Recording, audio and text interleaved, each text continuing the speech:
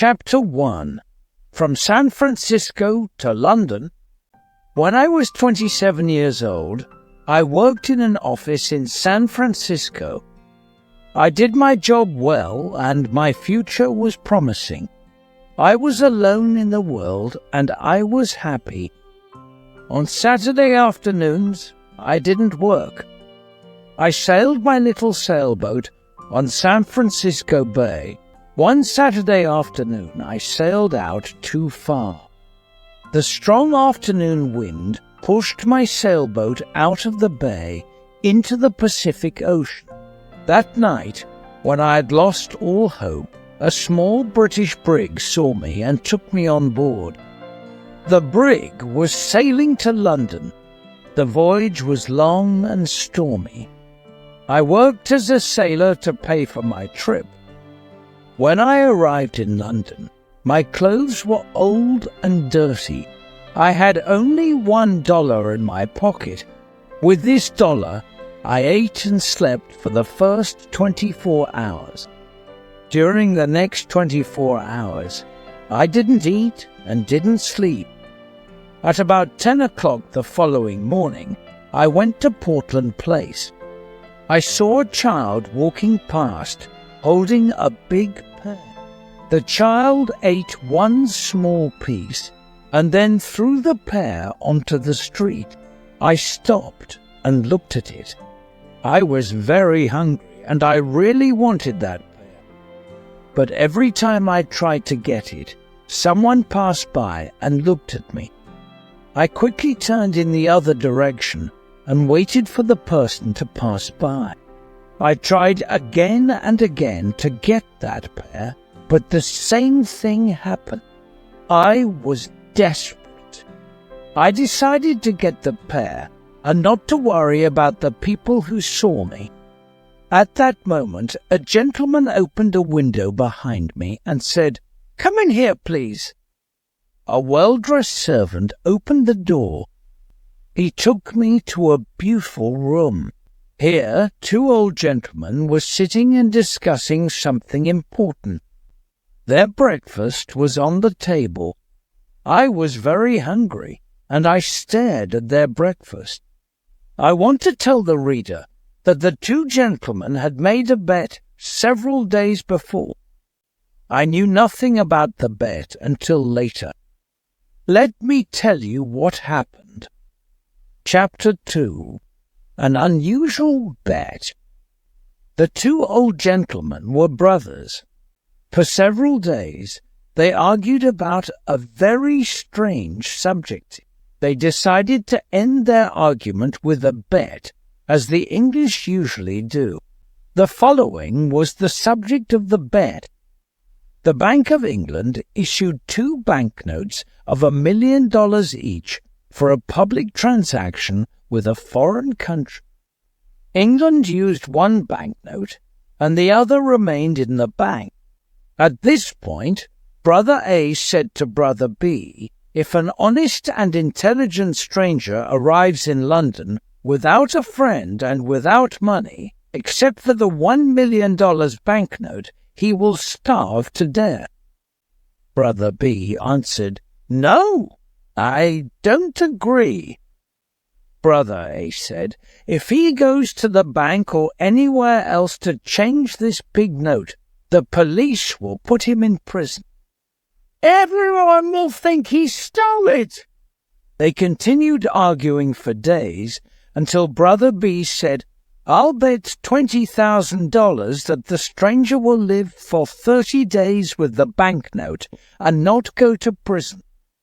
Brother A accepted the bet. He went to the bank and bought the $1 million banknote. Afterward, he returned home and prepared a letter. Then the two brothers sat by the window and waited for the right man for the bet.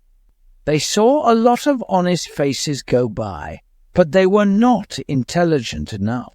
Several faces were intelligent, but they were not honest. A lot of faces were honest and intelligent, but they were not poor enough. Other faces were honest, intelligent, and poor, but they were not strangers. When they saw me from the window, they thought I was the right man. They asked me questions, and soon they knew my story. Finally, they told me I was the right man for the bet. I asked them to explain the bet. One of the gentlemen gave me an envelope. I wanted to open it, but he said, "No, don't open it now.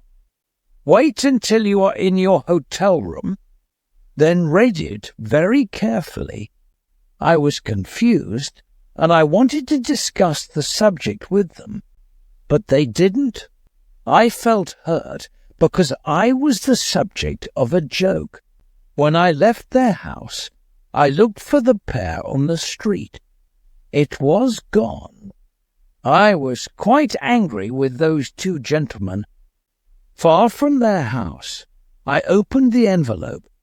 I saw that there was money inside. I didn't stop to read their letter. I ran to the nearest eating place. I ate and ate and ate. At last, I took out the envelope with the money to pay for my meal. I looked at the banknote and almost fainted. It was a banknote worth $5 million. I was speechless. I stared at the banknote. The two gentlemen had made a big mistake. They probably wanted to give me a $1 banknote. I saw the owner of the eating place staring at the banknote too. We were both surprised. I did not know what to do or say, so I simply gave him the note and said, "Give me the change, please." The owner apologized 1,000 times. "I'm very sorry, but I can't change this banknote, sir. I don't have any other money. Please change this note." The owner then said, "You can pay for this food whenever you want, sir. I understand that you are a very rich gentleman. You like playing jokes on people by dressing like a poor man. You can come here and eat all you want, whenever you want. You can pay me when you want." Chapter 3. The Letter. When I arrived, the same servant opened the door. I asked for the two gentlemen. "They are gone," the servant said. "Gone? Gone where?" "Oh, on a journey." "But where did they go?" "To the continent, I think." "The continent?" There were no signature, no address, no date on the letter. How strange. I didn't know what to think. I went to a park, sat down, and thought about what to do. After an hour, I reached the decision that follows.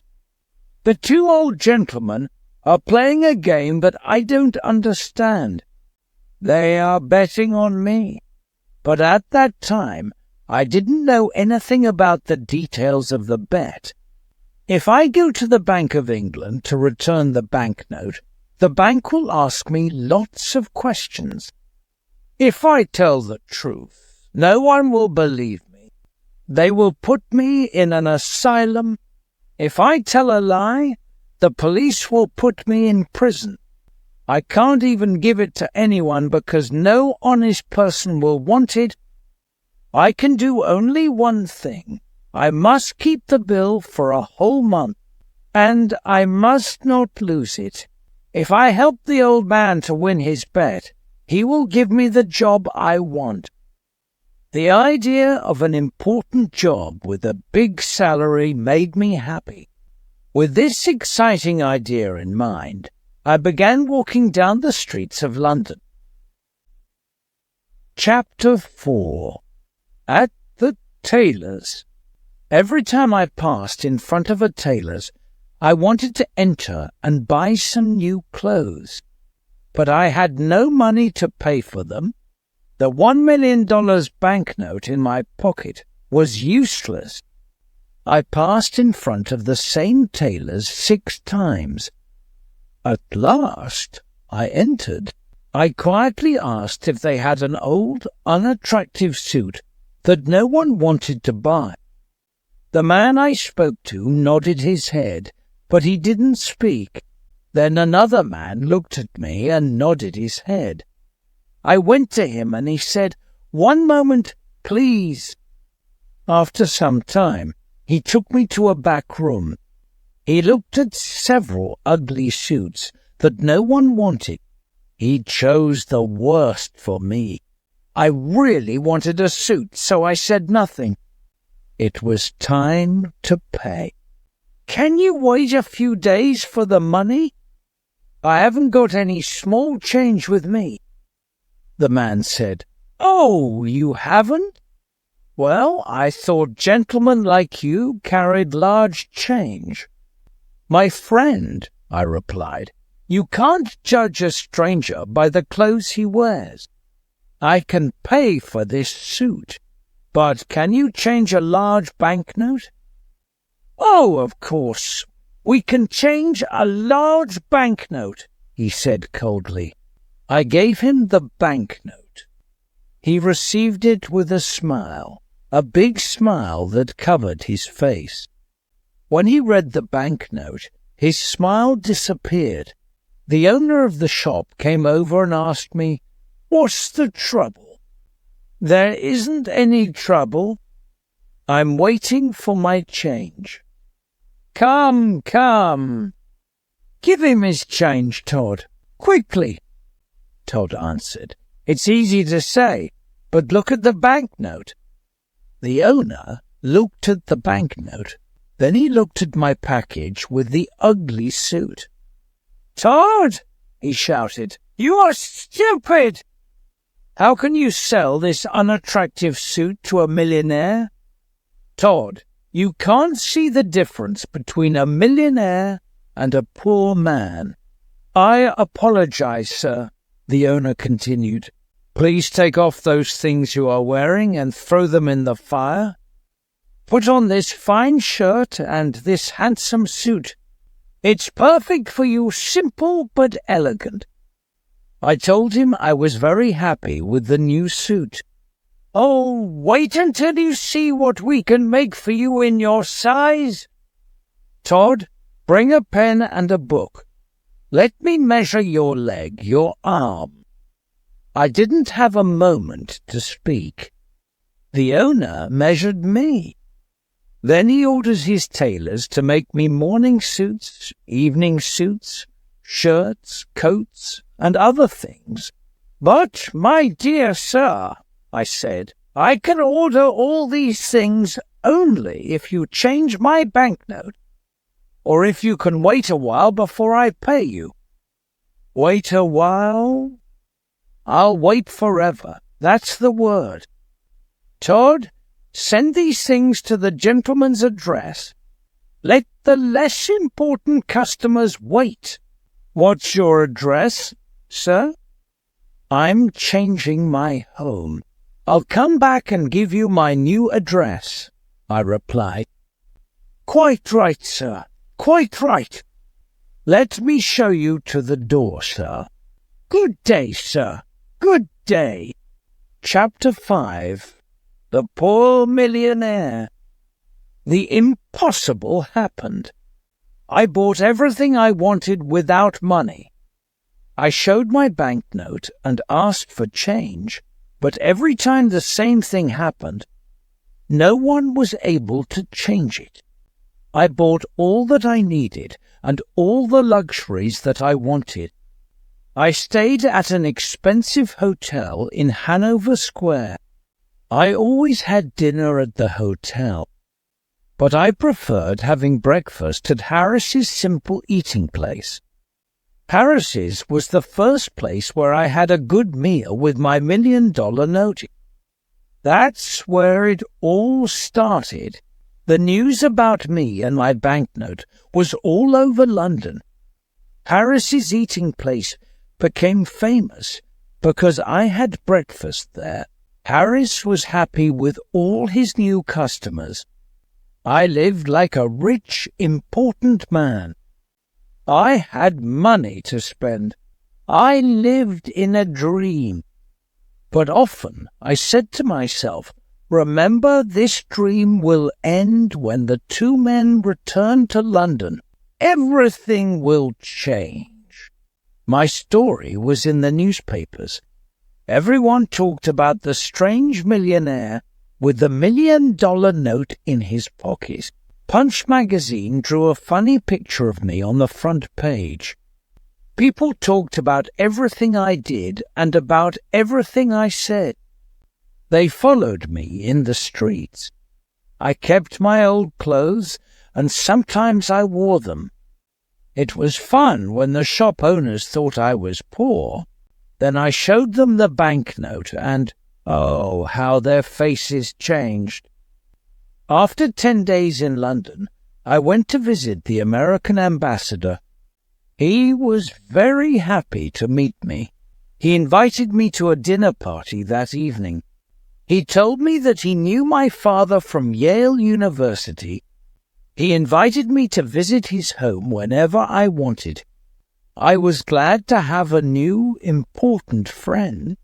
I thought to myself, I'll need an important friend when the story of the $1 million note and bet comes out. I want the reader to know that I planned to pay back all the shop owners who sold me things on credit. If I win the bet for the old gentleman, I thought, I will have an important job. With an important job, I will have a big salary. I planned to pay back everyone with my first year's salary. Chapter 6. The dinner party. There were 14 people at the dinner party.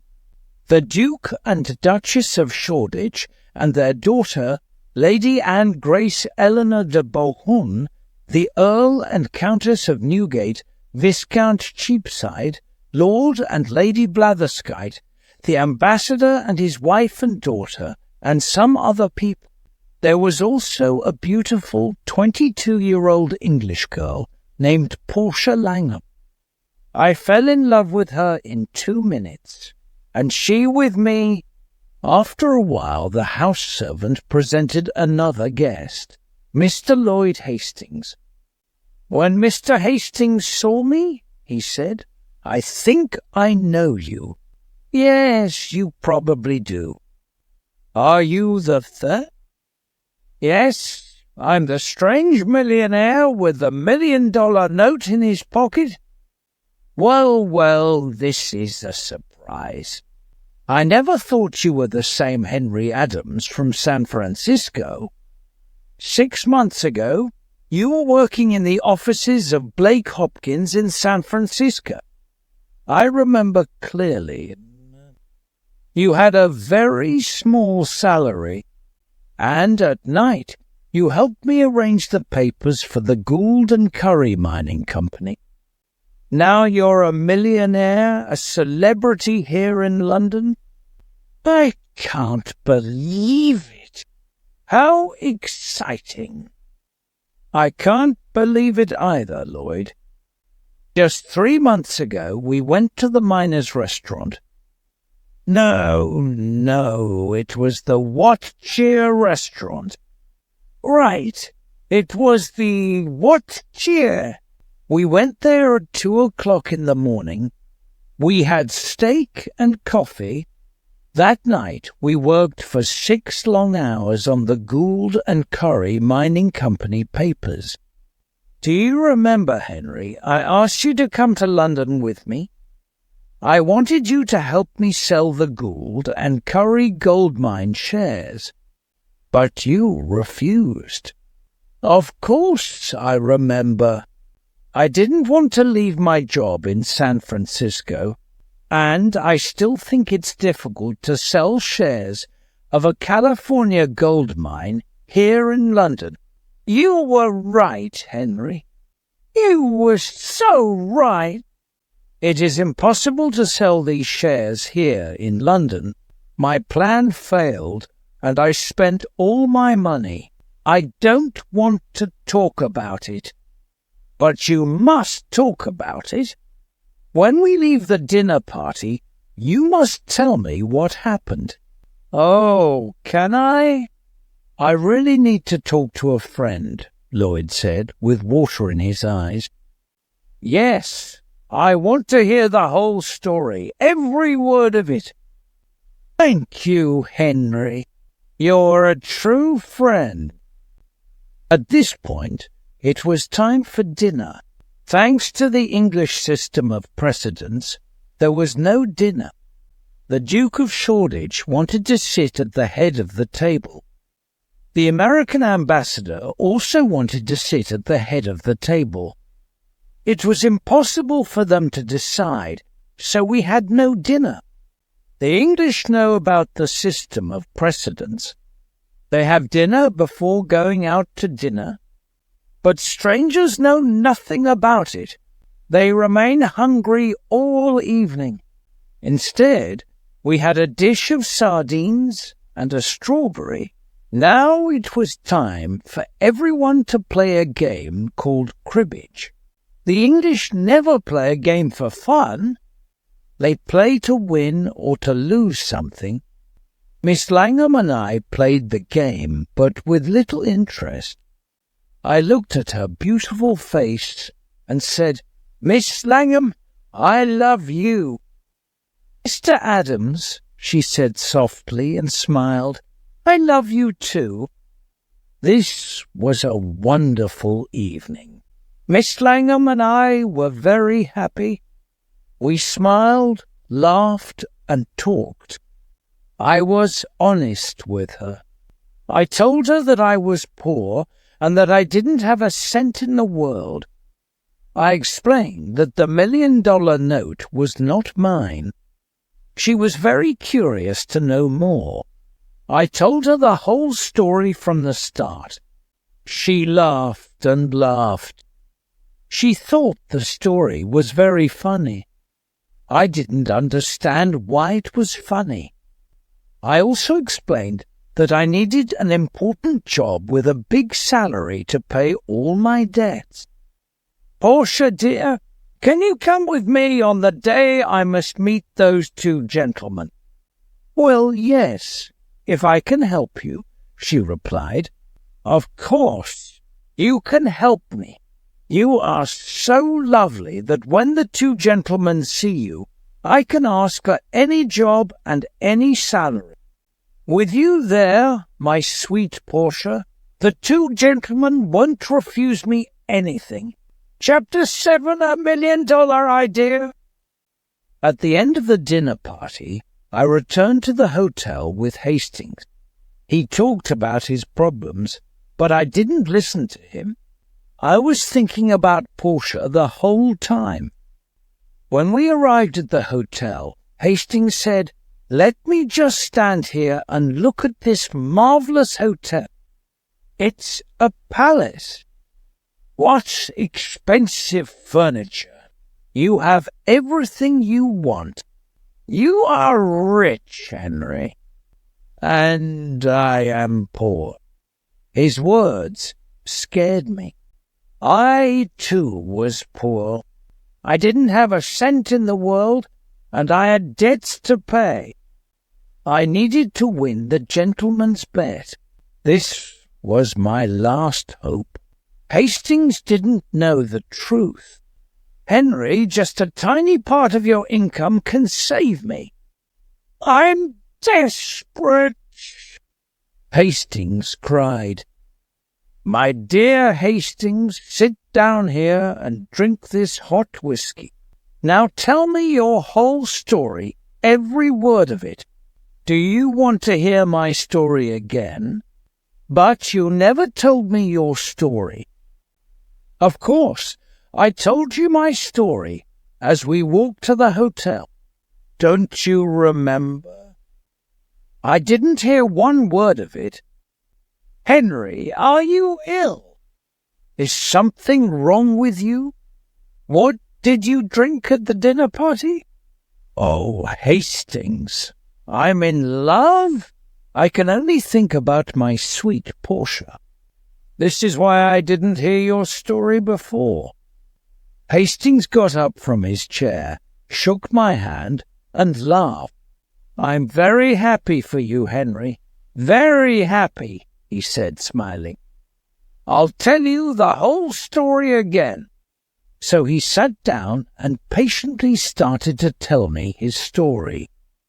To make a long story short, the owners of the Gould and Curry gold mine sent Lloyd to England to sell the shares of the mine for $1 million. Any money he received over $1 million was his to keep. Hastings' dream was to sell the shares for more than $1 million and become rich. He had only 1 month to sell the shares. He had done everything to sell them, but nobody wanted to buy them. Then he jumped up and cried, "Henry, you can help me!" "Will you do it?" "Tell me how." "Ooh. Give me $1 million and I'll sell you all the shares. You will be the new owner of the gold mine. Don't refuse." I did not know what to say. I wanted to tell Hastings the truth, but then an intelligent idea came to me. I thought about it for a moment and then calmly said, "I will save you, Lloyd." "Then I am already saved. How can I thank you?" "Let me finish, Lloyd. I will save you, but not in that way. I have a better way. I know everything about that mine. I know its great value. You will sell the shares using my name. You can send anyone to me since people in London know me. I will guarantee the gold mine. In a week or two, you will sell the shares for $3 million using my name, and we'll share the money you earn. Half to you and half to me." Lloyd was very happy and excited. He danced around the room and laughed. "I can use your name. Your name, think of it. The rich Londoners will run to buy these shares. I'm saved, and I'll never forget you, Henry." Chapter 8. Back to Portland Place. The next day, all of London talked about the shares of the California gold mine. I stayed in my hotel and said to everyone who came to me, "Yes, I know Mr. Hastings. He's a very honest man. And I know the gold mine because I lived in the California gold country. It is a mine of great value." People were now interested in buying the shares. I spent every evening with Portia at the American ambassador's house. I didn't tell her about the shares and the mine. It was a surprise.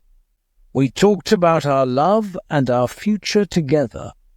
Finally, the end of the month arrived. Lots of rich Londoners bought the shares of the mine. I had $1 million of my own in the London and County Bank, and Lloyd did too. It was time to meet with the 2 old gentlemen. I dressed in my best clothes, and I went to get Portia. Before going to Portland Place, Portia and I talked about the job and the salary. "Portia, you are so beautiful." "When the 2 gentlemen meet you, they will give me any job and any salary I asked for. Henry, please remember that if we ask for too much, we will get nothing. Then what will happen to us?" "Don't be afraid, Portia." When we arrived, the same servant opened the door. There were the 2 old gentlemen having tea. They were surprised to see Portia. I introduced her to them. Then I said, "Gentlemen, I am ready to report to you." "We are pleased to hear this," said one gentleman. "Now we can decide the bet that my brother Abel and I made." If you won for me, you can have any job in my power. Do you have the $1 million note?" "Here it is, sir, and I gave it to him." "I won!" he shouted. "Now what do you say, Abel?" "I say he survived, and I lost $20,000. "I can't believe it." "I have more to tell you," I said, "but it's a long story. I'll tell you another time. For now, look at this." "What? A certificate of deposit for $200,000? Is it yours?" "Ah, it's mine. I earned it by using the banknote you lent me for a month." "This is astonishing.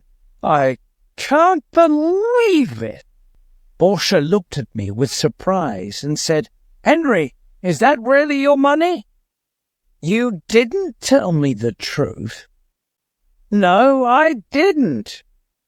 But I know you'll forgive me."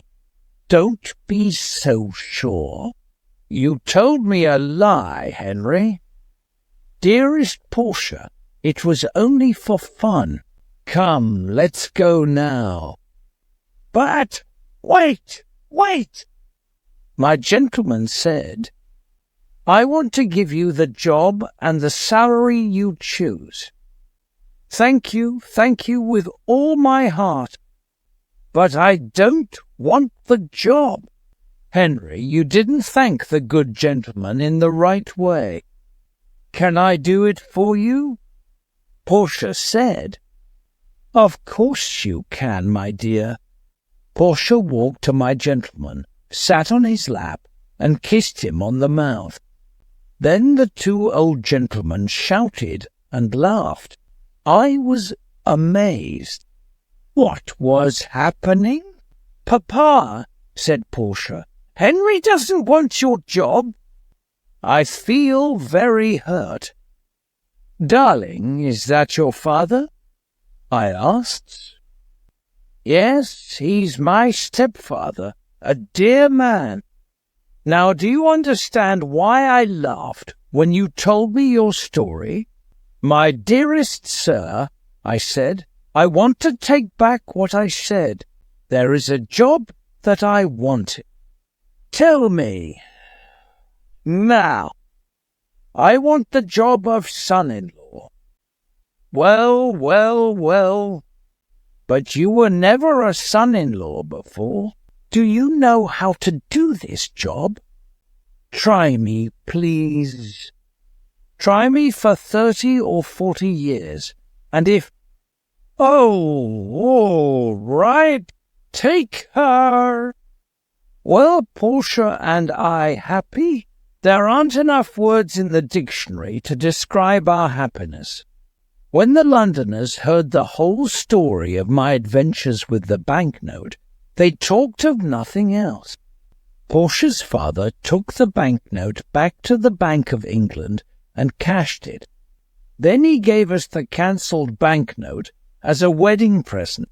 We put it in a picture frame and hung it on the wall in our new home. And so I always say yes, it's $1 million banknote, but it only bought one thing in its life, the most valuable thing in the world, Portia.